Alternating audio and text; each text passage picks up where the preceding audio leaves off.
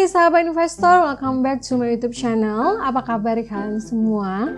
Hari ini aku ingin sharing sama kalian tentang tips bagi investor pemula buat mulai berinvestasi. Biasanya nih mereka tuh suka kebingungan mau ngapain sampai akhirnya nggak jadi buat investasi karena nggak tahu mau investasi di mana, terus membuka account seperti apa. Jadi di sini aku ingin kasih cara yang simple aja buat kalian supaya kalian bisa dengan mudah mulai berinvestasi. Tips yang pertama yang wajib kalian lakukan adalah kuatkan niat kalian sekuat-kuatnya, karena apabila kalian punya niat yang kuat untuk mulai berinvestasi, kalian tidak akan goyah dengan godaan apapun yang ada di luaran sana. Dengan niat yang kuat tersebut, kalian tidak akan tergiur untuk menarik dana kalian sewaktu-waktu, dan kalian akan konsisten melakukan investasi secara terus-menerus. Tips yang kedua yang harus kalian lakukan adalah pahami dasar-dasar investasi itu terlebih dahulu. Bagi para investor pemula biasanya suka bingung kan sebenarnya investasi itu apa.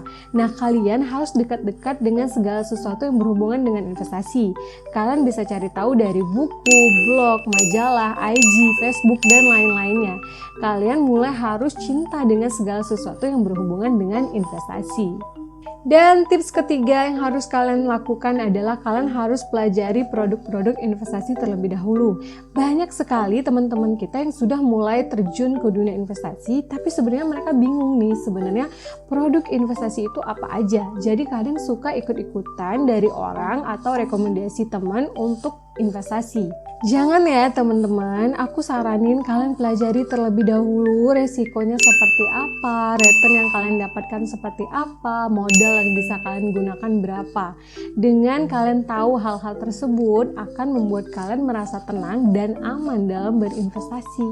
Misalnya ketika kalian berinvestasi di produk seperti reksadana, tentunya resiko dan juga return yang kalian dapatkan pastinya berbeda ketika kalian berinvestasi di produk saham. Dan dengan banyaknya produk investasi yang tersedia, tentunya kalian harus paham terlebih dahulu kalian mau investasi di produk yang seperti apa. Mulai dari potensi keuntungan yang ingin kalian dapatkan, resiko yang siap kalian tanggung, semua itu harus kalian persiapkan ketika kalian ingin mulai berinvestasi. Jadi, kenali produk-produk investasi yang kalian inginkan. Selanjutnya yang harus kalian lakukan adalah kalian harus menetapkan tujuan kalian terlebih dahulu untuk berinvestasi. Misalnya, kalian ingin berinvestasi entah untuk pendidikan, untuk beli rumah, untuk naik haji, atau untuk hal-hal lainnya, kalian harus punya tujuan itu terlebih dahulu. Setelah kalian tahu tujuan kalian apa, nanti kalian akan tahu untuk menginvestasikan dana kalian ke reksadana kah, saham kah, peer-to-peer lending kah, atau ke obligasi. Nah, setelah kalian tahu tujuan kalian investasi apa, hal berikutnya yang harus kalian perhatikan adalah budget yang kalian miliki untuk berinvestasi. Misalnya, kalian berinvestasi untuk umroh dengan jumlah dana yang harus kalian persiapkan misalnya 50 juta nih teman-teman.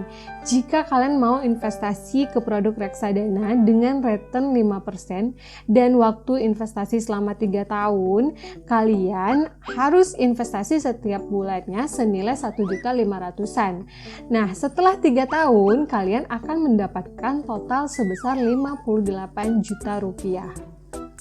Sedangkan jika kalian nabung biasa, kalian hanya mendapatkan 54 juta saja dalam waktu 3 tahun.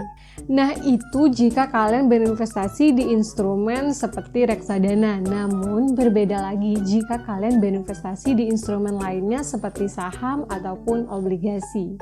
Tips lainnya, lakukan riset sekuritas dan temukan broker yang tepat.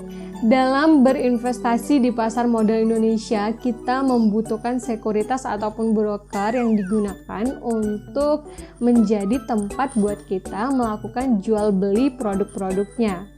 Saat ini begitu banyak sekuritas dan broker yang tersedia teman-teman, jadi biasanya untuk para investor pemula ini suka bingung mau buka akun di mana. Jadi aku sarankan buat kalian untuk buka di sekuritas 10 besar terbaik di Indonesia.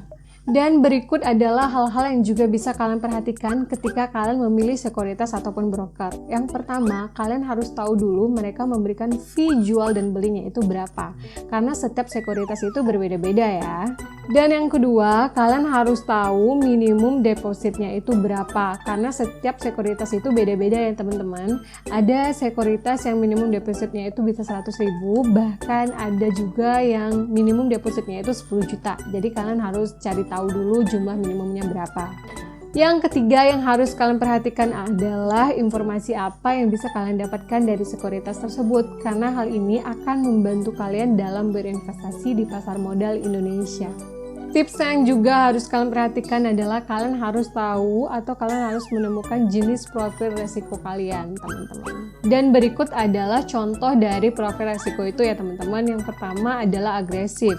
Untuk profil resiko investasi agresif ini adalah tipe investor yang mempunyai tujuan untuk mengembangkan nilai pokok investasi dengan tingkat keuntungan maksimal dalam jangka panjang. Nah, biasanya rencana jangka waktu berinvestasi mereka itu lebih dari 4 tahun. Yang kedua adalah moderate. Profil resiko investasi moderate adalah tipe investor yang bertujuan untuk memperoleh keuntungan secara berkala dan memiliki pertumbuhan modal dalam jangka menengah sampai panjang.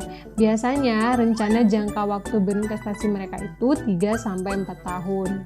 Yang ketiga adalah konservatif. Konservatif adalah profil resiko investasi yang memiliki tujuan untuk mempunyai stabilitas pertumbuhan nilai investasi serta dapat menerima hasil investasi secara berkala. Biasanya rencana waktu berinvestasi mereka itu 1-3 tahun. Untuk saat ini masih banyak sekali orang-orang yang enggan berinvestasi dengan alasan karena pendapatan mereka masih pas-pasan. Padahal sebenarnya berinvestasi itu lebih baik kalian lakukan dari kecil terlebih dahulu dan dilakukan secara berkala. Hal lainnya yang juga harus kalian perhatikan adalah semakin tinggi return yang kalian dapatkan, tentunya tingkat dari resiko yang kalian dapatkan juga semakin tinggi. Jadi kalian benar-benar harus tahu ya mau investasi di instrumen yang seperti apa.